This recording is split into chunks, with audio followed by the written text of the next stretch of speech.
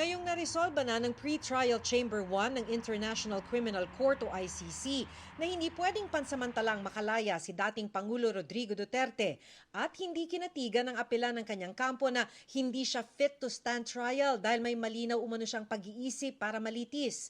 Tingin ni Attorney Cristina Conti, ICC Assistant to Counsel, wala na dapat hadlang para hindi matuloy ang confirmation of charges sa February 23. Ang gagawin na lang kasi ng appeals chamber, hindi naman niya bubuksan yung kaso. Titingnan lang niya kung tama ang ginawa ng pre-trial chamber. Confident ako na hindi na babalik na rin ang apelan, ang issue tungkol sa fitness to stand trial. Pero iiklian ang pagdinig bilang pagsaalang-alang sa kalusugan ng dating presidente. Pagkatapos nito, maaring umabot ng 2 buwan bago ilabas ng pre-trial chamber ang desisyon kung tuloy o hindi ang paglilitis.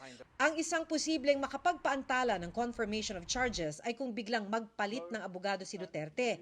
Sabi ni Nicholas Kaufman, abogado ng dating Pangulo, mga blogger at mga nag-aabang na ICC lawyer ang humihinging palitan siya.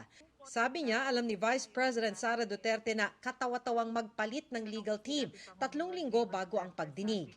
Alam din umano ng bagong Defense Counsel na kailangang humingi ng 6 na buwang postponement para makapag-recruit ng makakasamang abogado at pag-aralan ng kaso habang nakadetine ang dating Pangulo.